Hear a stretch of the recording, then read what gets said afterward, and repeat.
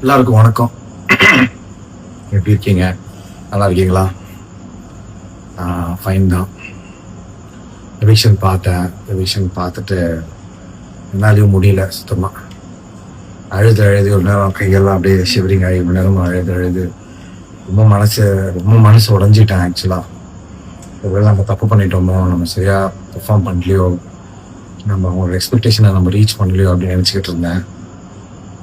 இவ்வளோ நேரம் அந்த ஃபீல்ட்லேருந்து வெளியே வந்து இப்போ கூட இந்த ரெட் அண்ட் ப்ளூ லைட்டில் ஏன் பேசுகிறேன் அப்படின்னா, இந்த மாதிரியான ஒரு ஸ்ட்ராங் பவர்ஃபுல் ஒரு லைட் வந்து பிக் பாஸ் ஸ்பெஷலி சீசன் 9 அது மாதிரி ஒரு வெளிச்சத்தில் நான் ஆல்மோஸ்ட் இருட்டை பார்த்துட்டனோ, இந்த தோல்வினால இந்த எவிக்ஷனில் இருட்டை பார்த்துட்டோம் நான் நினைக்கும் போது தான் உங்களோட அன்பு அவ்வளோ அவ்வளோ பவர்ஃபுல், அவ்வளோ ஸ்ட்ராங்கான ஒரு அன்பு.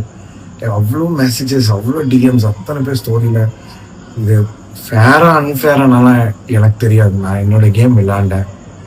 அது அன்பிரடிக்டபிள் பேட்டர்னில் தான் இருக்குது. அது ஐ கான்ட் நான் சொல்ல முடியல. ஆனால் ரொம்ப உடஞ்சி போயிருந்த எண்ணம் வந்து அப்படி தூக்கி விட்டீங்க.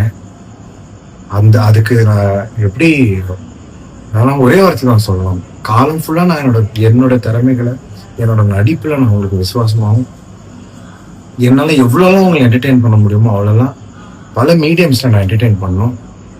இது ஒரு முடிவுன்னு நினச்சேன். பட் இது உங்கள் அன்பில் இது வந்து எங்கேயோ போயிட்டுருக்கு. இது ஆனாலும் எனக்கு ரொம்ப கஷ்டமாக இருக்குது. இந்த எவிக்ஷன் எனக்கு ரொம்ப அப்படி பெயினாக இருக்குது. அது என்ன எத்தனை நாள் எனக்கு இதை ஜீர்ணிக்கிறது அப்படின்னு எனக்கு தெரியல.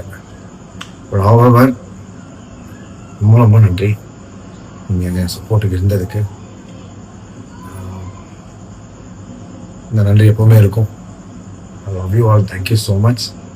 இன்னும் நிறைய மீடியம்ஸில் நிறைய விதத்தில் நான் உங்களை என்டர்டெயின் பண்ணேன். என்னோட பெஸ்ட்டை கொடுக்குறேன். நான் உண்மையாக சொல்கிறேன்.